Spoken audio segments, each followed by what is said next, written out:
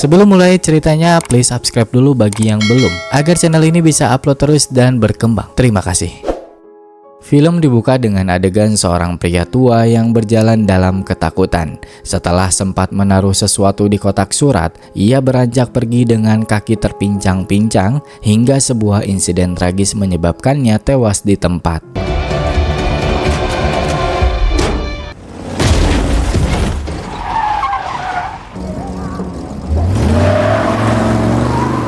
Beralih ke sisi lain, kita diperkenalkan dengan Komandan James Hale, seorang tentara angkatan laut Amerika bertubuh besar. Saat sedang melatih rekrutan baru di pagi hari, ia menerima kabar dari kepolisian bahwa pria tua yang tewas di awal film adalah ayahnya, Walter Hale, seorang detektif swasta. Menariknya, tidak tampak raut kesedihan sedikit pun pada diri James saat pertama kali melihat jenazah ayahnya tersebut. James hidup bersama istrinya, Leila Hale, serta kedua anak mereka, Kai dan Lani. Saat James mengabarkan kematian ayahnya, Leila sangat terkejut dan langsung bertanya apakah James sudah menghubungi adiknya di Oklahoma. Namun James merasa skeptis. Ia yakin adiknya, yaitu Johnny Hale, tidak akan mengangkat telepon darinya. Bagi James, Johnny adalah sosok yang selalu membawa masalah. Di Oklahoma, Johnny Hale, seorang detektif kepolisian, adiknya James, baru saja pulang dengan sepeda motornya. Ia mendapati Valentina sedang mengemasi barang ke mobil untuk meninggalkannya. Keputusan Valentina dipicu oleh kelalaian Johnny yang terus berulang. Dengan puncaknya hari itu, Johnny melupakan hari ulang tahun Valentina, yaitu pacarnya, Johnny. God damn it. Not again. Malam harinya, Leila menelpon Johnny untuk mengabarkan kematian Walter dan menyuruh Johnny untuk datang ke pemakamannya besok. Johnny tidak terkejut karena mengira ayahnya sudah lama meninggal akibat putusnya komunikasi sejak kecil. Ditambah hubungan dingin dengan James yang sudah 10 tahun tidak saling bicara. Di tengah telepon, dua anggota Yakuza tiba-tiba menyantroni rumah Johnny dan menuntut paket yang dibawa oleh Walter. Karena tidak tahu menau dan sedang dalam kondisi emosi yang buruk, Johnny akhirnya menghabisi anggota Yakuza tersebut.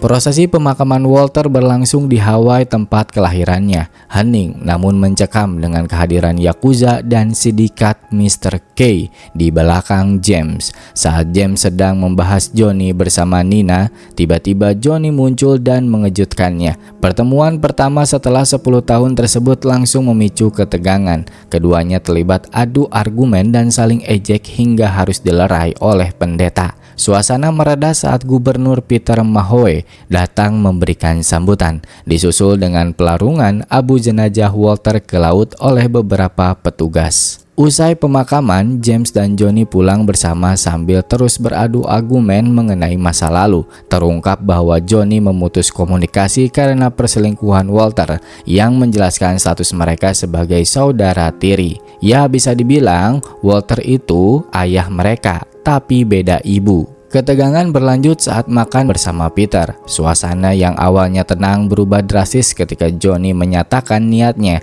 menyelidiki pembunuh Walter. James sempat meragukan Johnny karena laporan resmi menyebutkan Walter tewas akibat tabrak lari. Namun Johnny membeberkan insiden serangan Yakuza di rumahnya. Keduanya pun terpaksa bicara empat mata. Meski pembicaraan tersebut berakhir menjadi ajang saling menyalahkan satu sama lain.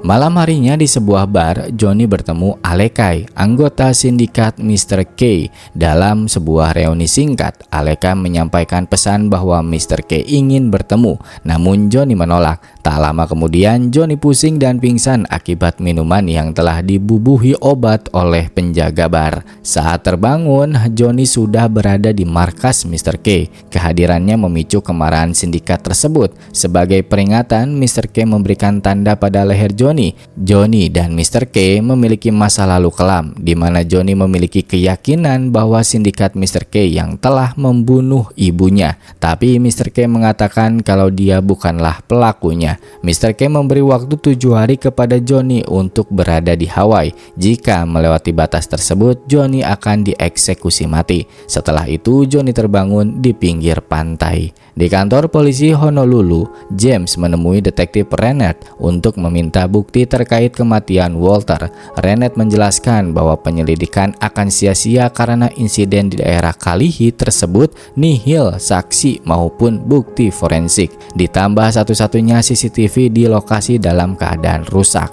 James mempertanyakan tiadanya investigasi mendalam terhadap kematian seorang detektif swasta yang punya koneksi dengan mafia. Rennet menegaskan bahwa kasus tabrak lari biasa tidak memerlukan penyelidikan lanjut. Rennet memperingatkan James bahwa menyelidiki kasus ini sama aja dengan membangunkan beruang tidur. Sebagai tentara, James tidak gentar dan tetap bersikeras pada tujuannya. James pergi melihat barang bukti TKP Walter, hanya ada beberapa barang, pisau lipat, kunci dengan gantungan ikan, dan terakhir dompet Walter yang berisi sebuah catatan pada struk belanja bertuliskan 12 kata, yaitu bel, tanda tangan, cinta, jembatan, serbet, laut, tangan, mangkuk, derek, korek, raket, dan rantai. Sementara itu, Johnny menyambangi apartemen milik Walter untuk melakukan penyelidikan. Di sana, ia menemukan dan mengambil sebuah pistol peninggalan ayahnya yang tersimpan di dalam meja.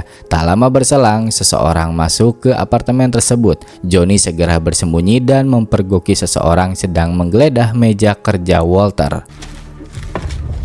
Holy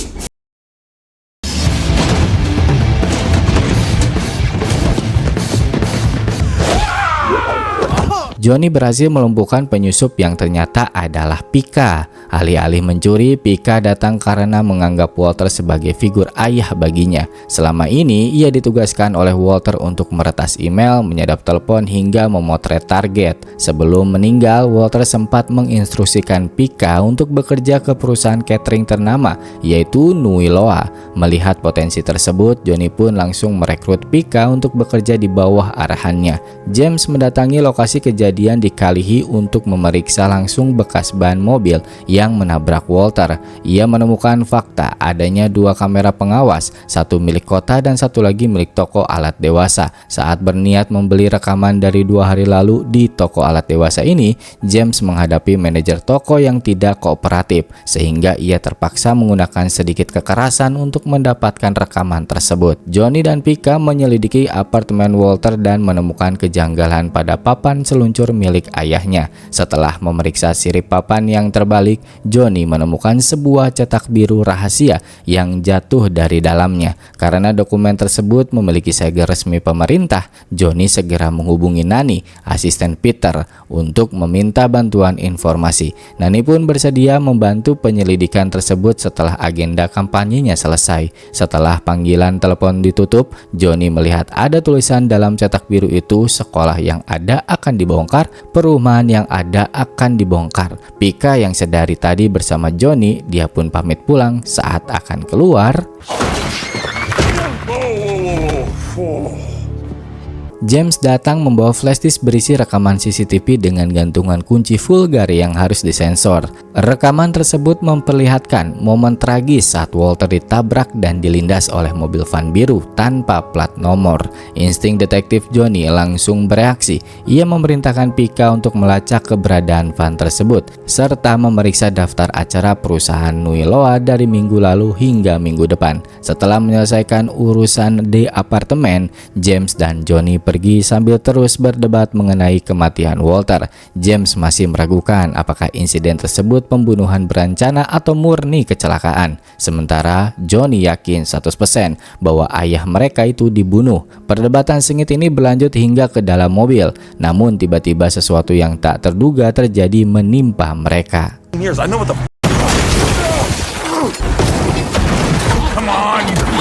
Mobil James dan Johnny tiba-tiba dihantam oleh mobil Yakuza yang juga mendorong mereka dengan tembakan. Meski peluru berhamburan, tak satu pun mengenai mereka. Tipikal adegan film aksi di mana tembakan musuh meleset, sementara satu tembakan balasan dari sang jagoan langsung tepat sasaran.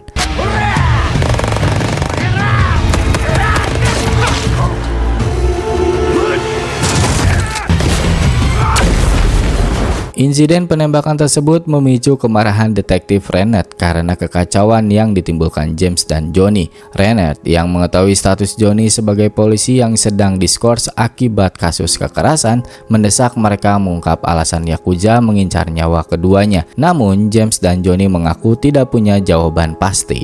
Meski James sempat membantu dengan menyerahkan flashdisk rekaman CCTV, Renard tetap mengusir mereka. Ia melarang keras keduanya ikut campur dan menegaskan bahwa kasus ini sepenuhnya menjadi urusan kepolisian. Malam harinya, James, Johnny, dan Nina membedah misteri cetak biru yang ditemukan. Nina mengungkap bahwa dokumen tersebut berkaitan dengan Robbie Chaux Firm milik Marcus Robbie Chaux, pengusaha resor raksasa di berbagai benua. Muncul tanda tanya besar, mengapa sosok sekaya Marcus menyewa jasa detektif swasta seperti Walter? James akhirnya menyadari detail yang luput dari perhatian. Cetak biru itu adalah rancangan pembangunan kasino. Nina terkejut mendengarnya. Karena perjudian ilegal di Hawaii, James dan Johnny memutuskan untuk langsung mendatangi Marcus guna meminta klarifikasi. Keesokan harinya, sebelum menemui Marcus, James dan Johnny mengunjungi sebuah lembah yang dihuni komunitas penduduk asli Hawaii. Tempat ini rencananya akan dibangun kasino oleh Marcus. Para warga di sana sangat protektif dan berkomitmen menjaga tanah ulayat mereka dari ancaman apapun. Di tengah kunjungan tersebut, Johnny menerima telepon dari Pika yang mengabarkan bahwa pihak kepolisian telah berhasil menemukan lokasi mobil van biru yang menabrak Walter. Identitas sopir van biru itu yang menabrak Walter terungkap sebagai Simi Ayona, seorang akuntan tingkat rendah di kantor gubernur yang telah menghilang selama seminggu. Mobil tersebut sengaja dibuang ke laut untuk menghilangkan jejak.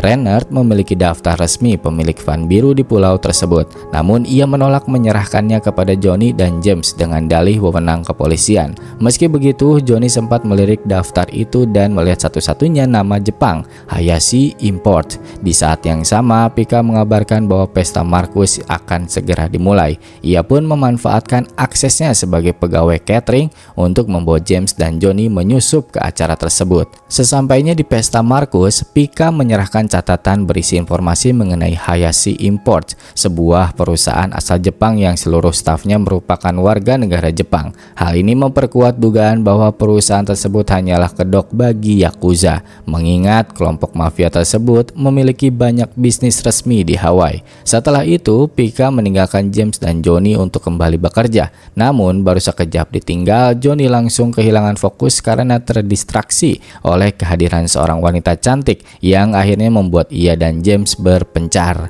Johnny keluar dari penyamaran demi mendekati wanita cantik, sementara James tetap menyamar sebagai pencuci piring. Di dapur, James bertemu pria Jepang bernama Nakamura dari Hayashi Import yang sedang mengkonsumsi obat terlarang. James diam-diam melihat kartu identitasnya dan langsung menyindir soal insiden van biru. Namun, Nakamura hanya menjawab dengan peringatan dingin agar berhati-hati saat menyeberang jalan, sebuah ungkapan menyindir James. Di sisi lain, Johnny yang udah kenalan dengan wanita tersebut, dia adalah Monica Robbie Chaux, istrinya Marcus. Terungkap bahwa Monica lah yang menyewa jasa Walter untuk memata-matai suaminya guna mencari alasan perceraian. Karena situasi tidak aman untuk bicara lebih lanjut, Monica mengajak Johnny bertemu di hotelnya besok sore. James dan Johnny tiba-tiba disergap oleh sekelompok bodyguard berbadan besar dan digiring ke ruangan pribadi Marcus. Marcus yang udah menyadari kehadiran penyusup di pestanya langsung mengkonfrontasi mereka. Saat James dan Johnny menanyakan hubungannya dengan Walter, Marcus mengaku menyewa jasa detektif tersebut justru untuk memata-matai Monica karena curiga istrinya berselingkuh. Di tengah pembicaraan, James menyadari detail mengerikan, sebuah potongan jari tangan yang masih baru diletakkan di atas meja Marcus. Tanpa memberikan penjelasan lebih lanjut, Marcus segera mengusir James dan Johnny dari ruangannya. Keesokan harinya, Johnny mendapati Monica tewas terjatuh dari balkon hotel tepat di depan matanya. Tersulut amarah, Johnny menyerbu kediaman Marcus sendirian dan menghajar banyak penjaga hingga akhirnya ia dilumpuhkan dengan alat penyetrum. Meski Johnny menuduhnya sebagai pembunuh, Marcus tetap tenang dan justru menyuruh pengawalnya memanggil polisi. Johnny pun ditahan namun berhasil dibebaskan berkat bantuan Nina melalui koneksi Peter. James yang telah menunggu di lobi kantor polisi mencoba meminta penjelasan, namun Johnny yang emosional bungkam 1000 bahasa. Ketegangan di antara keduanya memuncak hingga mereka akhirnya terlibat perkelahian fisik.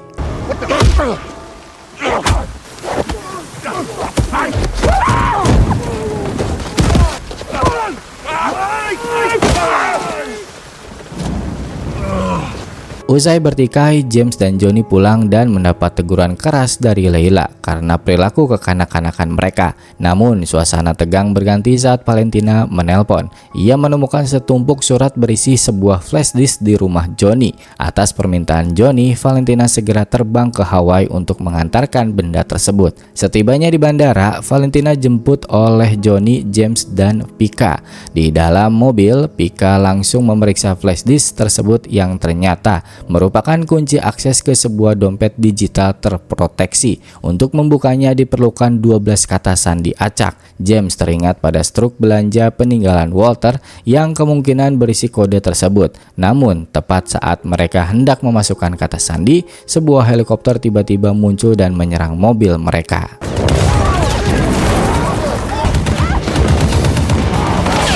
Karena tidak bisa fokus menembak, sopir diganti oleh Valentina. Tak disangka skill menyetir Valentina malah lebih ganas daripada James.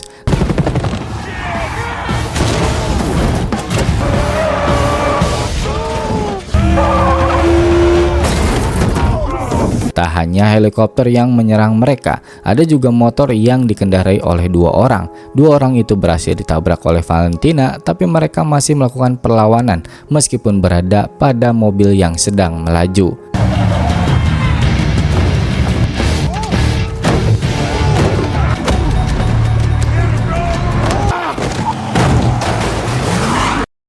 Belum selesai semua masalah, masih ada raja terakhirnya, yaitu helikopter, dan mereka untungnya berhasil menjatuhkan helikopter tersebut dengan satu tembakan dari James.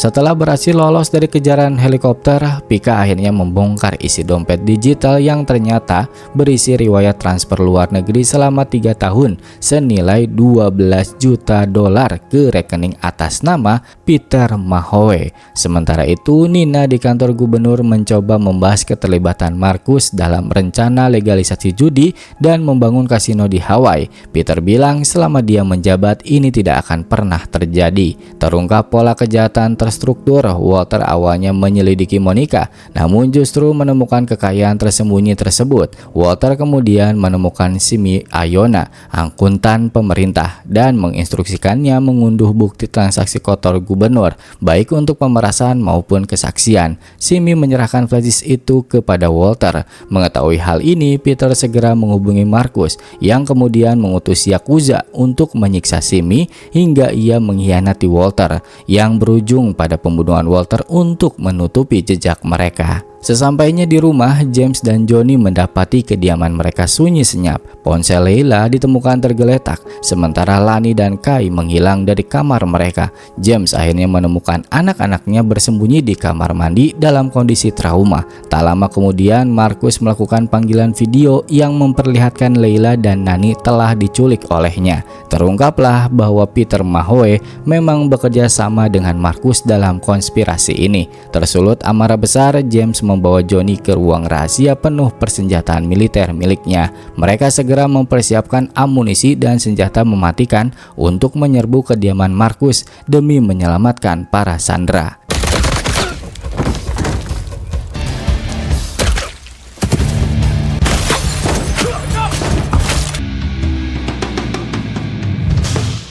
Setelah berhasil melumpuhkan penjaga luar, James dan Johnny memutus aliran listrik di rumah Marcus. Salah satu petugas yang dikirim Marcus untuk memeriksa menemukan kabel-kabel terputus dan deretan mayat anak buahnya yang telah tewas. Saat petugas tersebut melapor melalui walkie-talkie, Johnny tiba-tiba muncul dan menikamnya dari belakang, lalu mengirimkan pesan ancaman langsung kepada Marcus melalui walkie-talkie. Sebagai langkah terakhir, Marcus memerintahkan Yakuza untuk membereskan misi situasi, seluruh anak buah Nakamura pun bergerak keluar, namun mereka langsung berpapasan dengan James hingga perkelahian pun tak terhindarkan.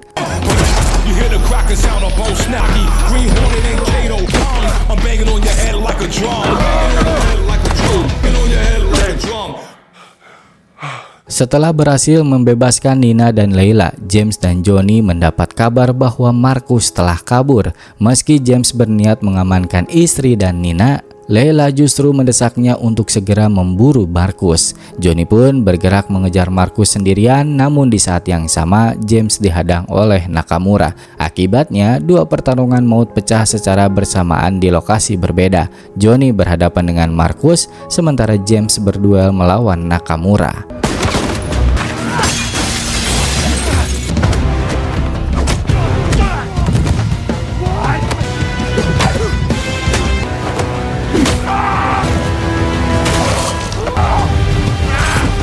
Usai menumbangkan Nakamura, James segera menyusul Johnny yang masih bertarung sengit. Tepat saat James tiba, Johnny diam-diam memasang granat di atas tangki bensin perahu Marcus, memicu ledakan dahsyat seketika. Akibatnya Johnny terlempar ke laut sementara Marcus tewas terbakar bersama kapalnya. Melihat adiknya tenggelam, James langsung terjun untuk menyelamatkan Johnny dan membawanya kembali ke daratan. Keesokan harinya, Peter ditangkap oleh Rennet atas tuduhan korupsi dan pembunuhan. Meski sang pejabat memohon bantuan kepada Johnny, James, dan Nina, tak satupun dari mereka yang menggubrisnya. Di tengah perayaan kemenangan keluarga bersama Valentina di pantai, Mr. K tiba-tiba muncul menemui Johnny. Mr. K mengungkapkan bahwa seluruh rangkaian kejadian ini adalah skenarionya untuk memancing anak-anak Walter membasmi aliansi Marcus dan Yakuza yang mengusik bisnis judi ilegal miliknya, karena Mr. K tidak ingin anak buahnya meninggal sia-sia. Sebelum pergi, Mr. K menyerahkan sepucuk kertas berisi nama pembunuh ibu Johnny. James menyatakan tidak akan menghalangi jika Johnny ingin membalas dendam. Namun mereka mengambil keputusan bijak dengan membakar kertas tersebut. Mereka memilih hidup bahagia dengan warisan $12 juta dari Walter. Film pun tamat. Film ini bisa dibilang kolaborasi antara Aquaman dan Drax. Tapi ini beneran seru parah. Kalau kalian nonton langsung, filmnya penuh aksi dan menegangkan. Oke, kalau gitu sampai ketemu lagi di video selanjutnya. Gua Angga, terima kasih.